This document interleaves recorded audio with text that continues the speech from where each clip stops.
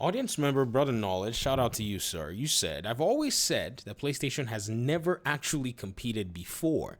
Instead, they've only focused on trying to prevent other platforms from competing. As an example to this, instead of creating more games or investing in their own developers, it's focused on blocking games from Xbox.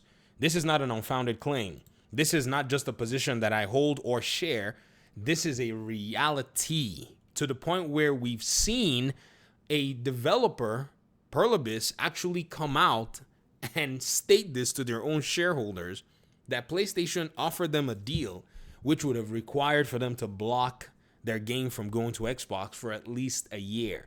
It probably could have been long, depending on how much they could sweeten that deal. Then there are other instances where games have been announced for Xbox, somehow, somewhere.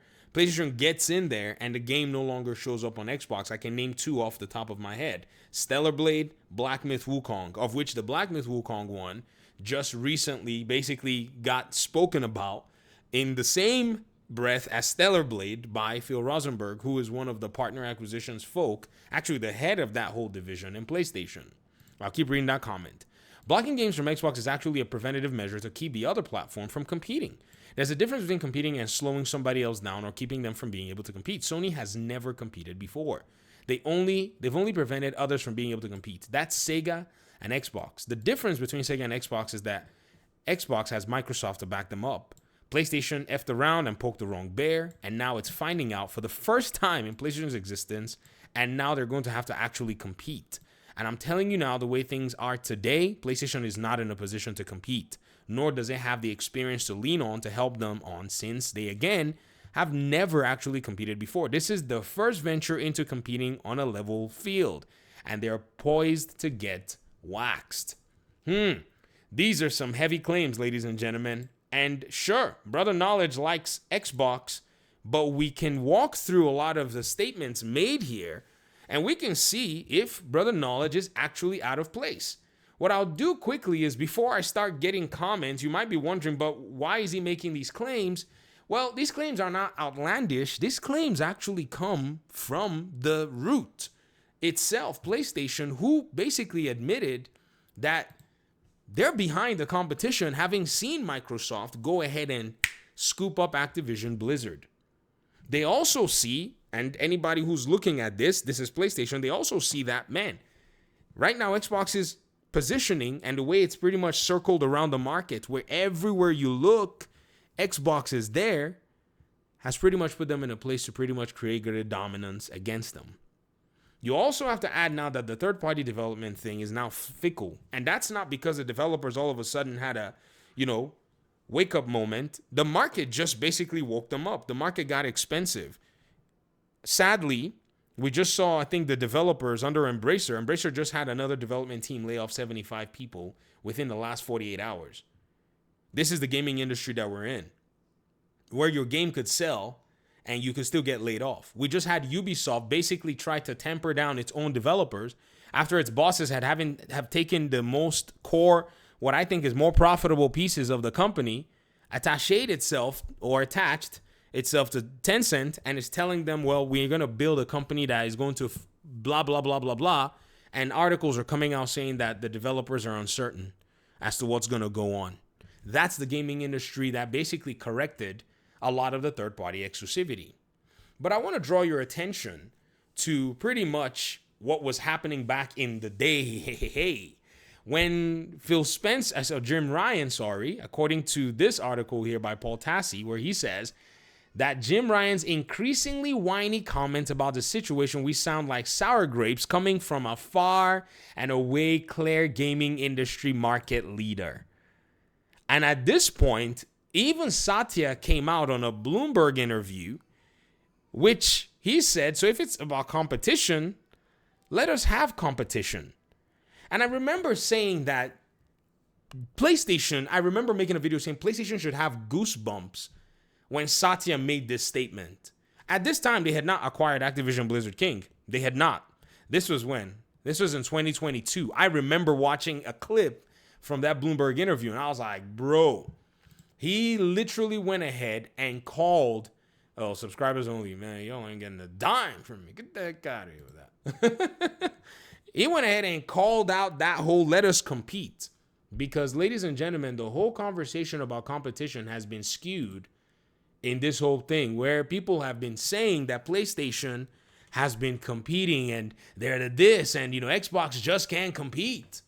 When Phil Spencer said we lost the console war because of many things, now Xbox has their owners. Don't get me wrong. They're not there being some victim under Microsoft. Don't get me wrong. However, Phil Spencer, I don't think, was interested in playing this game where they go out there, they form these relationships. I think he was already kind of tired. Do you get me? You get what I mean? And I probably think I can pinpoint where, or a few things that may have caused a little bit of that tiredness. Where they go out there, their team will work with games early on and bring them to their ecosystem, support them and make them exclusive, and say this is the best place to play this game. Whereas Phil Spencer tries to go out there and put that same strategy to work and gets his old brand, the whole Xbox brand, basically gets lambasted by the media. The media basically has always been cronies for PlayStation. I can now now I'm seeing it even, and I've made the Xbox Tax videos where I've shown examples, but now I can start to see, okay, the environment was just weird at the end of the day, right? PlayStation used an iron grip on these developers, where many of them would get blacklisted if they didn't give, well, I say many of them, where I've seen some instances, and I'm going to say what I've seen, where people get blacklisted because they did not give a favorable review in a previous, game review that they were given to score. Different kinds of interesting tactics that have been used all the while. And so now Xbox looked at the situation and understanding that there was an opportunity, they went ahead and they acquired Activision Blizzard King. It changed up the whole thing. With their positioning and such a big portfolio, now that is portfolio acquisition right there. Okay? On the PlayStation side, they do third-party portfolio acquisition, right? And in their case, it's exclusivity. Let's make a deal. Xbox decided we're just going to go big. So what was crazy is at the same time, Jim Ryan went ahead and also under his helm, they acquired Bungie as kind of a response to this, but that didn't pan out because, again, that's not their style. It really is not. Like, you know what I mean? Like, I don't think they really understand. Everybody was saying, Xbox lost Bungie, man. That was the biggest crazy thing. And then Activision lost Bungie. At some point, somebody had to say, it may be Bungie, bro. How are you a developer under two of the magnanimous money, dealing publishers, and you're running all over the place and you end up with Sony? Ho, there must be something interesting. But Paul Tassi still whined about it. He said, this has always been the core of Microsoft. So he said this. He said, I find this quote, this is the quote from Satya Nadella, deeply ironic, given the entire debate being had here is that Microsoft's size. Making an acquisition of this scale is the company being anti-competitive in a way that its chief rival Sony cannot match. This is the fanboy bleeding out of Paul Tassi. In an industry where he has been sitting on gaming news for years, while PlayStation was basically blocking games from Xbox, I don't know if I've seen him ever come out to say that PlayStation was being anti-competitive in that particular category. But when Xbox decided that they were going to acquire Activision Blizzard King, the cronies jumped out of the woodworks. You see, now they all want to come back and be tepid. But boy, did their Microsoft bias all show up at that time. Let's not easily forget. Now, I'm not going to sit here and say, Microsoft needs any defense. I'm just saying that the bear, according to how Brother Knowledge put it in this comment, once that bear got poked, all of them started saying, well, they're a big company. Well, y'all didn't know they were a big company when they were blocking games from going to them. Y'all didn't say that. Y'all didn't say PlayStation, man. Y'all need to calm down. Y'all did not warn them. You guys were sitting there. PlayStation has games. Hey, Final Fantasy. Hey. Y'all were celebrating and dancing around the campfire. That's what happened. And so now, PlayStation now has to actually cut its coat according to its cloth. Everybody cried unfair.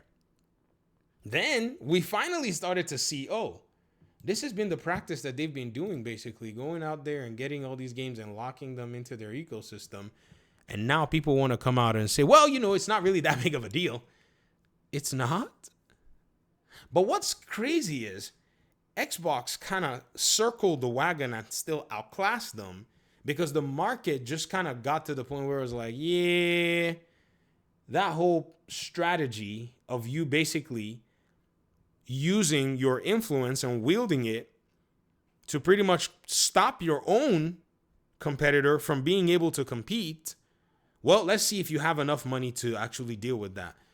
And when they lost the opportunity to build their studios by investing in all of these other one and doners, that's basically what it is. Even a live service game like Genshin Impact, sure, the game may be relevant, but its whole exclusivity shtick was already a one and done. After all these years, they brought it to Xbox.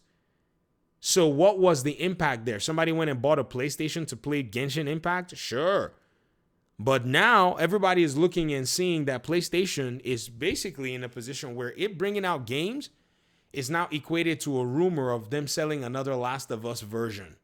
That's it. See, all of them that did not call this thing as a problem out, either they did not see it, and now basically they want to come and whine on the back end and say, oh, another remaster. Bruh, it's the industry that you guys fostered and encouraged. That's why you're getting, and this is the reward of the seeds that were sown. So nobody ought to complain anymore. The competition is now here to be had. And so now everybody is basically talking up a storm to the point where now the media had to lie. Remember when they lied how, oh, the acquisition of Activision never really paid off? Remember that fake Fugazi article? Do you all remember that Nib95 went ahead and ran a whole long Chat GPT missive over? Do y'all remember that? That's how bad it went, because they all cried and cried and cried anti-competitive. And when anti-competition was happening in their favor, they said, who cares? As long as the consumer who doesn't know that this is a third-party game, every single one of them made that argument too. I was listening to them all across different podcasts. Well, the average consumer doesn't know any better. All they know is that they get to buy the game on PlayStation. Some of you even made the argument on my comment section. I have receipts. I have the receipts.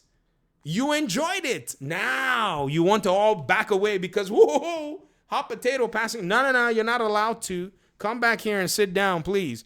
Let's ask, where did all the money go? What did PlayStation use its competitive money to do? It gave it all away to third-party one-and-dones that eventually crawled their way back to Xbox. At some point in time, the money is going to run out. Xbox fans, I told y'all years ago, maybe months ago. It was months ago. Forget these third-party developers running all over the place. They'll be crawling back to you. I barely said it. Inotra's developers were like, Xbox is blessed. Let me show you this tweet, bro. I like this tweet. Sorry, guys. Hold on. I'm looking it up here. I got to show you guys this stuff, man. Xbox is blessed. I've never seen a dev do a U-turn so fast and start to talk about the blessings of Xbox. They said, we believe that Xbox is blessed with a huge gaming community and would love to release Inotra on your platform as fast as possible. These same developers, what? They said they were prioritizing the PlayStation version of the game, is what they had come out to say initially.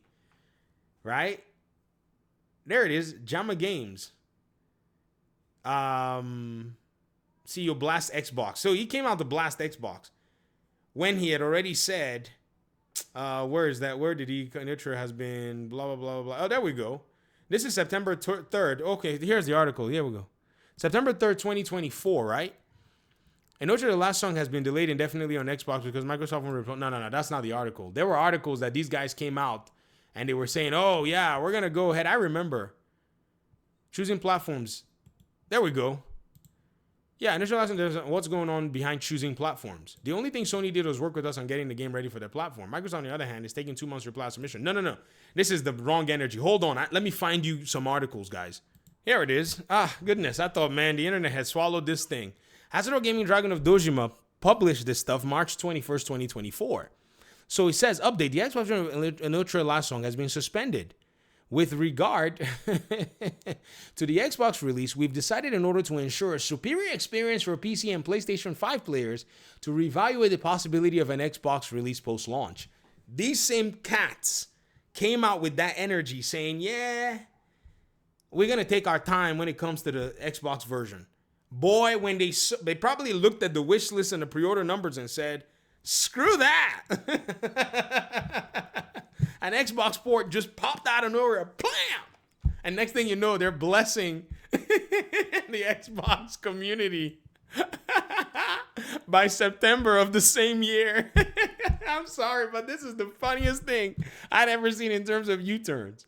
So now everybody wants to compete. You can't go out there and say, oh, we're just going to leave money on the table. No, you will bomb your whole franchise because you want to make another game and have fans ready. That's the thing, ready with their money. Look at Monster Hunter Wilds. People said, give us this game, Capcom. They said there are, performance issues. They said, shut up and give the game to us. The fans are crazy, bro. They'll do some of the weirdest things. They'll be like, we said to shut up and take our money. Capcom said, here's a demo. They said, yo, are you listening? Capcom was like, but there's a beta. They said, dude. The fans were like, what's wrong with... The fans started to literally look at, what is wrong with you? Will you be quiet? Capcom was like, okay. They said, what did you just say? What was... And fans gave them money, 10 million units sold. That's the gaming industry. That's it right here. And Xbox is in the industry now, stronger in a publisher position, stronger in an ecosystem position. PlayStation's got to fight in this, but they got to fight in this one. They could have fought and built themselves up in a different environment, but they came into the one where Microsoft put hand in it. Good luck, guys. But we're going to see some good competition out of this. That's how we're going to see it. Thanks for watching the video and letting me just rant. Appreciate y'all so much. Peace out.